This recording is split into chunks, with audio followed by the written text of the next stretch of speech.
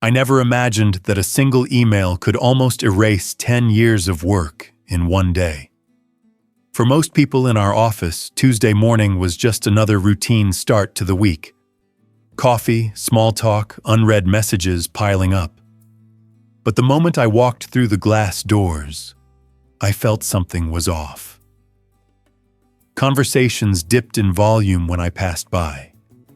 People who usually greeted me with a nod or a smile suddenly found something very interesting on their screens.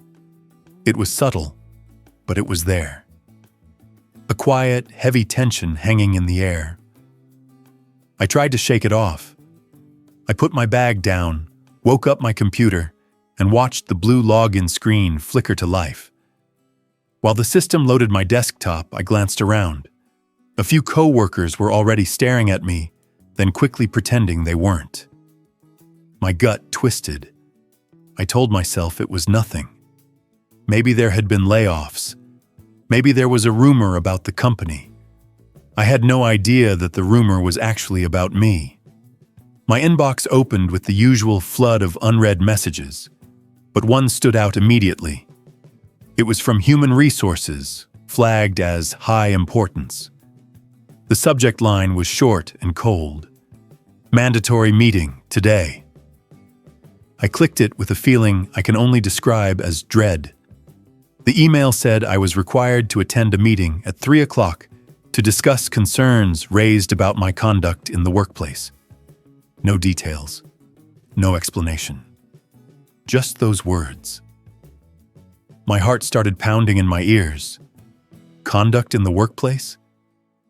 I stared at the screen, trying to remember if I had snapped at anyone, raised my voice, made a joke that crossed a line. Nothing came to mind. I have always been careful at work. I keep my head down. I do my job. I don't flirt. I don't gossip. I don't overshare. Yet here I was, being called into HR like some kind of problem that needed to be handled. Before I could even process that, another email came in. This time it was from my director, someone who rarely messaged me directly. His subject line was softer but just as alarming. We need to talk. In the body, he wrote that he had received disturbing information and wanted to hear my side before things escalated further. I felt sick. I hadn't done anything. But it already sounded like whatever this was. It was bigger than me. On my way back from grabbing a quick drink of water, I passed Helena. She was the kind of co-worker you barely noticed at first. Quiet, efficient, never late, never dramatic. We'd worked on a few projects together. I had no reason to suspect anything strange about her. That morning, though, she didn't even meet my eyes when I said good morning. She just pressed her lips together and walked by, clutching her coffee like a shield. When I sat again and refreshed my inbox, I saw an email I was never supposed to see. It had been forwarded to my manager by Helena, and I had been copied in, probably by accident. The subject read, "Following up on my previous complaint." My chest tightened. I opened it with trembling hands. In the email, Helena claimed that I had cornered her late one evening near the elevators, pressuring her to help me with a report. She wrote that I had hinted her job might be at risk if she didn't support my version of the numbers. She described feeling intimidated and unsafe. She said she was deeply uncomfortable working near me and wanted HR to intervene before things got worse. I reread the message 3 times, trying to find anything familiar in it. But the incident she described had never happened. For a few seconds, I honestly thought this had to be some kind of awful mix-up. Maybe she meant another person. Maybe she had attached the wrong name. Maybe someone had hacked her account. I scrolled down. Attached to her email were screenshots of what looked like a conversation between the two of us. Messages where I supposedly pressured her. lines that sounded like veiled threats. It was like reading dialogue from a stranger wearing my face. My fingers felt numb as I opened my sent folder. I needed to see everything I had sent to Helena in the last month. I went through each email one by one. Simple project updates, requests for files, quick thank yous. Absolutely nothing that could be twisted into what she described. But then I saw something that made my blood run cold. There it was. An email addressed to Helena, stamped with my name, sitting in my sent items. I didn't recognize it. The subject said, "We both know what's at stake." The body of the message was vague and unsettling. It suggested that she needed to cooperate so we wouldn't have problems with the report. It sounded pushy and manipulative, and nothing like me. The timestamp showed it had been sent at 11:47 p.m. on a night when I was at home, already asleep. At first I thought it might be some kind of glitch, but emails don't just write themselves.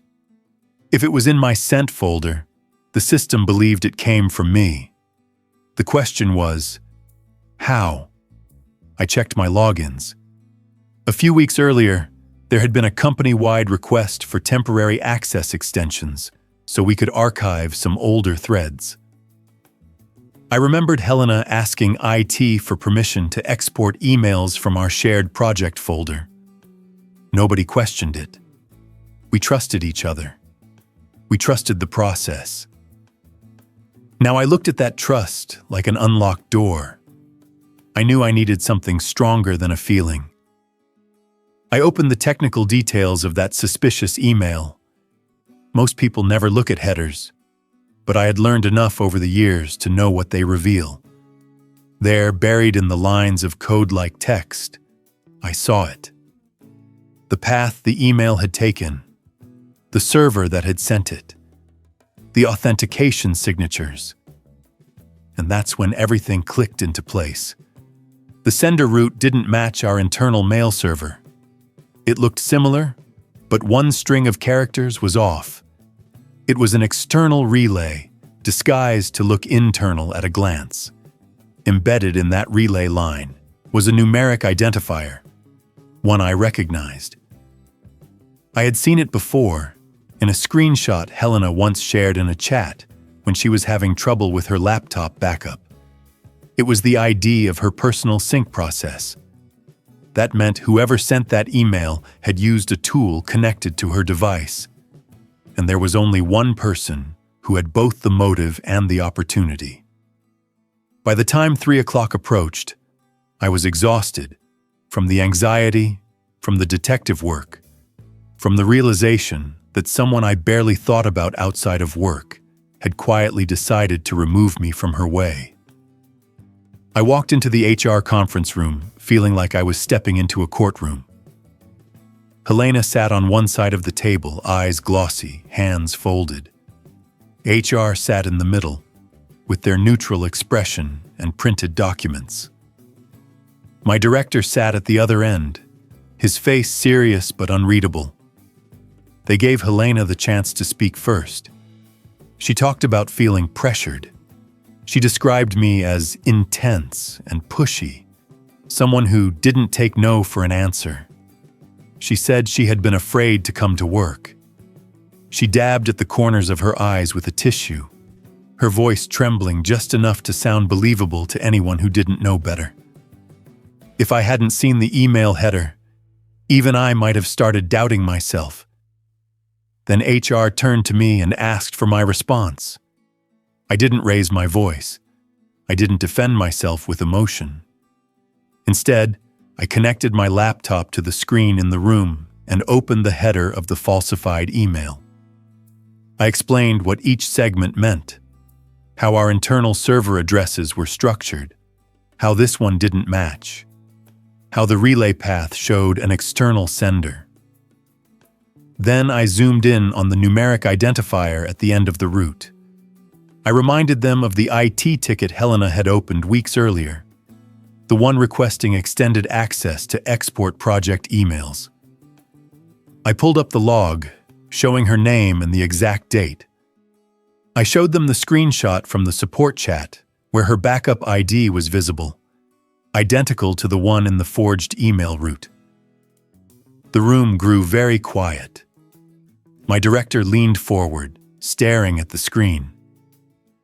HR shuffled through their printed papers, trying to find something that could contradict what they were seeing. Helena stopped crying. Her eyes hardened for a moment, then flicked down to the table. They asked her if she wanted to respond to the technical evidence. At first, she denied it. She said she didn't know anything about headers or relays. She said she had just reported how she felt. But feelings don't forge emails. Feelings don't fabricate conversations that never happened. And feelings definitely don't leave digital fingerprints. When it was clear there was no way around it, her shoulders slumped. Her voice changed. She admitted that she had edited some of the messages to make them look worse. Then she admitted she had asked a friend to help her set up a way to simulate an email from my address. Finally, she admitted that she had been afraid I would be chosen to lead the next project instead of her. She thought that if she made me look dangerous, the company would quietly push me out, and she'd be safe. Instead, the email trail exposed her lie.